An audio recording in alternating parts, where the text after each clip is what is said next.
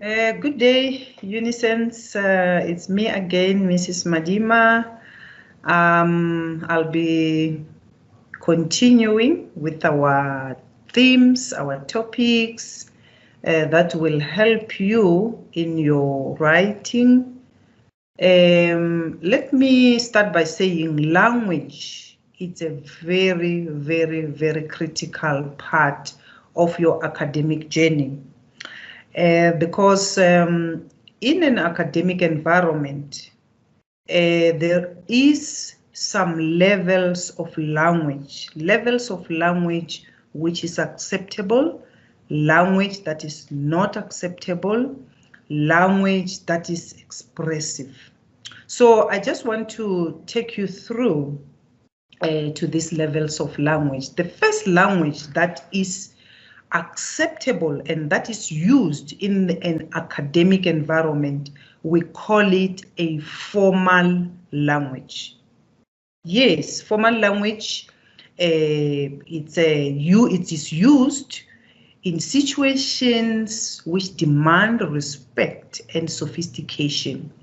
Remember, an academic environment is a very respectable field. You know, you use the language that is sophisticated when you are writing your essays, when you are doing your job interviews, when you are debating. Actually, in an academic environment, we debate, we engage one another. There is nobody who is wrong or right as long as you support your debate. So this is the language. There is a particular language that is used in that field. Even the vocabulary that is used, it is carefully chosen and it is relevant to the context. You don't just use, you know, a language that you use on the street or wherever. Your vocabulary, the choice of words should be carefully chosen and relevant to the context. Now, this formal language that we use, I have picked some characteristics of formal language to say when you are writing in a formal language, the certain structure should range from simple to complex sentences. You know, a simple sentence, it must be structured in such a way that you don't use bombastic language, you know, these bombastic words, these heavy terms and whatever. Your sentence should start from simple to complex, escalating incrementally into complex sentences. And even the grammar that is used there, it should be simple but formal. The tone that is used there, it must be serious. It's a serious tone, but it should be polite. When we're writing, you know, for instance, when you're writing your essay, your tone of your writing, it should be formal, it should be serious, but it must be polite. Then we come now to the gist of my presentation, where I want to conscientize you with the informal language. This informal language, it is a language that is unacceptable, because this is the language that is used in everyday speech. We use it when we're chatting with our friends, with our family members. You know, we just talk, you know, even though we are not swearing, but it is just the language that we don't mind, you know, that, you know, we carefully choose which words I'm going to use. So I have just picked, you know, some examples of the language that we are supposed to avoid. The first one it's what we call colloquialism. Colloquialism. This is just a casual, informal language. I have indicated to you that when we're talking with our friends, when we're chatting with our friends, our family members, you know, we use contractions, you know, such as I'm going to town, instead of saying I am going to town. When you write, you know, in a formal academic field, you don't use those contractions such as I'm going to town. We've been waiting for you. How are you, ma? How are you, pa? No, we use the formal language. How are you, mommy or mother? How are you, papa? How are you, daddy? So this is the formal writing. And another informal language, a language that is unacceptable, it's what we call slang. Slang is just a made-up language. It's a concocted language that people just take words from maybe Afrikaans, from Zulu, from whatever language, and then they just coin that language. And we normally call it Tsotsital, Kasilingo. You know, this is the language that promotes, you know, the hip image, you know, the image that looks like it's cool. You know, for instance, in music industry, or maybe in, you know, television soapies and stuff, you know, because people, the idea there is to amuse people, you know, is to be humorous, is to be expressive. You use this expressive language.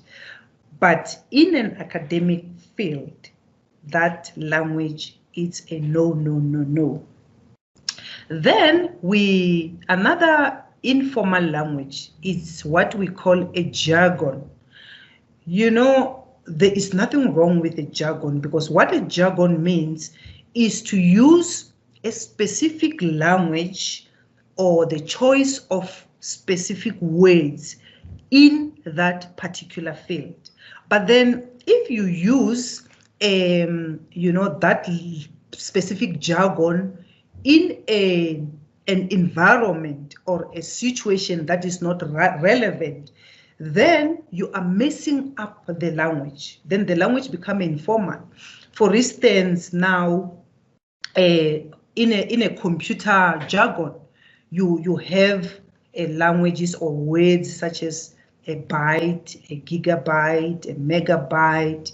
We download information, you upload information, you have a software. So this is the jargon that is used within that computer language. But then if you take the same language, now you use it where it is not relevant, then it becomes informal. For instance, you know, I've just heard in these charismatic churches where when a pastor is preaching, and then they'll say, no, download, pastor, you know, download the information, go deeper. You know, you are using that download in an irrelevant a situation, because to download information, it's when we are using it in the computer language. So can you see that the language, the jargon that you use, it must be contextual. It must be used in the relevant context. And we also have what we call politically correct language. By politically correct language, we want to use the language, you know, something that is offensive or something that is painful, but you say it, you replace it with euphemisms. Euphemisms meaning, you know what, you make something that is bad, you know, to be polite, you know, you neutralize that pain. For instance, if someone died, we don't just say so and so died. We say so and so passed on or passed away, because we're trying to make that death not to be as painful, not to be as lethal as it is. Again, in marital status, some ladies, or, we have 3 types of, titles that are used for somebody who is married, who is not married, who wants to remain neutral. So if you're talking to a lady or addressing to a lady, maybe who does not want their status to be relieved, whether they are married or not married. So we prefer to use the acronym Miss so and so. Unlike when you say Miss so and so or Mrs. When a person is not married and then you call them Mrs., it's offensive, because it's like, hello, I'm not married. So this is the language that we say is politically correct. I mean, you used to have a terminology that have been coined. For instance, you have a chairman. But then if a person is a lady, it's better to say chairperson or chair lady if there is something like that. So we try to use the words or the language that is not offensive. Then thirdly, we have what we call emotive language.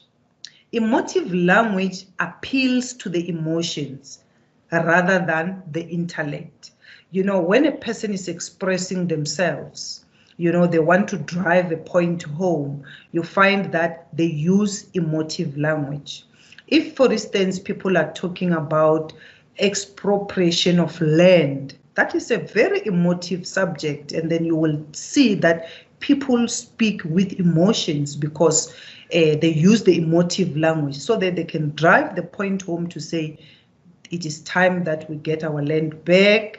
Or maybe in some film industry or in music, people use emotive language. So you need to understand that when you are writing, or maybe you are presenting, you need to use the appropriate language, because emotive language can be subjective, it can be objective. Subjectivity, that's when now a person will be talking about their personal opinions, which are biased, by the way. And then a person is just one-sided, the point of view is one-sided. I mean, for instance, if you say, I think James is stupid, you can't just think James is stupid. Yes, James might have made a stupid remark, or, for that moment, but it does not justify to label somebody as stupid. So in an academic environment, actually, we promote objectivity. You need to be objective, where you check the issue of being fair and unbiased. You look at both sides of the coin. When you're having an argument or debate, you need to look both sides, the positive and the negative. So this is the language when you are presenting yourself or you are writing, you need to be objective. And then you need to, again, differentiate between the fact and opinion, because a fact is something that is definite. It's something that has been scientifically proven. For instance, if they say the Nile is the longest river in Africa, that has been proven scientifically, it has been measured. And then whereas the opinion, it's subjective or emotional, because it appeals to one's emotion. For instance, and then if you generalize and say Shakespeare is extremely interesting to read, to other people it is not interesting. So don't generalize, because now if you generalize, that is your own opinion, which you need other people to buy into that, and it is not a fair argument or a fair debate. And lastly, the emotive language is where you show now the denotation and connotation. Denotation simply meaning you use the literal meaning, whereas the connotation, that's where now you use the figurative well-structured structured language. For instance, if a person is having some denotation, e.g. a gossip, can say somebody's gossiping, but a connotation can say you speak negatively about someone. So it's more or less the same thing. It's just that the last one, it shows that you are being, polite, or you are being economical with the status of the affairs. Then we also have the bias and the prejudice. Bias and prejudice is something personal. You prejudge someone, you have preconceived ideas in your belief system, and then it has some ignorance in that and some generalization. For instance, if you say white people are racist, not all white people are racist. There are black people who are also racist. Same applies when you say black men are rapists. Not all black men are rapists. You might find that there are white people who are rapists. So that bias and prejudice language is something, it's emotive because somebody wants to drive a point home. And then we also have what we call propaganda. Propaganda aims to pursue and brainwash the masses that you need to believe this subjectivity in someone. So those are the bias ideas, and then they have exaggerations and generalization without evidence, because when you promote propaganda, there is no evidence in whatever that you are saying. So it's something, the language that is used in advertising industry when you are promoting whatever the material that you are selling. So there is an element of propaganda because you want to want whatever the product to sell. Then we also have what we call sensationalism. So this is the use of dramatic words, that will excite, that will invoke, that will horrify, that will capture the interest. Even that one, you can use it maybe in advertising, but you need to use it carefully so that it must not be something that can be criticized. So I think that's all that I wanted to share with you in terms of using language. Remember, language is power.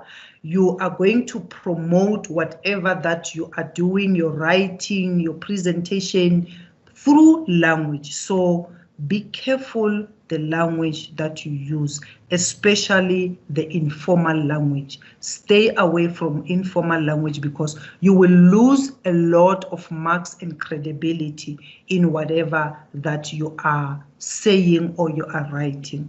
I thank you, and I hope this video will help you to understand, to say, how do I approach my academic writing, so that you need to get marks that you will desire.